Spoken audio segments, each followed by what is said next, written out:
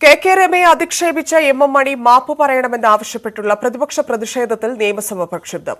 പ്ലക്കാർഡുകളുമായി സഭയിലെത്തിയ പ്രതിപക്ഷം ചോദ്യോത്തരവേള ആരംഭിച്ചപ്പോൾ തന്നെ എം മണി മാപ്പ് പറയണമെന്ന ആവശ്യം ഉന്നയിച്ചു. ടി ചന്ദ്രശേഖരനെ കൊലപ്പെടുത്തിയത് പാർട്ടി കോടതിയുടെ വിധിയുടെ ഭാഗമാണ്. കൊല്ലാൻ വിധി പ്രഖ്യാപിച്ച പാർട്ടി കോടതി ജഡ്ജിയുടെ പേര് തന്നെ പറയിപ്പിക്കരുത്. മുഖ്യമന്ത്രി ക്രൂരമായ പരാമർശത്തെ ന്യായീകരിച്ചത് വിസ്മയിപ്പിച്ചതായും വി.ഡി. സതീശൻ. കൊന്നിട്ടും തീരാത്ത പകയുമായി ടി ചന്ദ്രശേഖരന്റെ വിധവയായ കെ ഈ നിയമസഭയിൽ വെച്ച് അവഹേളിച്ച എം മണി മാപ്പ് പറഞ്ഞ് അദ്ദേഹത്തിന്റെ ഈ പ്രസ്താവന പിൻവലിക്കണം. എന്നിട്ട് വേണം നടപടികളിലേക്ക് കിടക്കാൻ. സാർ, ഇവര് വിധിയിൽ വിശ്വസിക്കുന്ന ആളുകളാണോ? സാർ, ഇത് വിധിയല്ല, ഇത് പാർട്ടി കോടതിയുടെ വിധിയാണ്. പാർട്ടി കോടതിയുടെ വിധിയാണ്.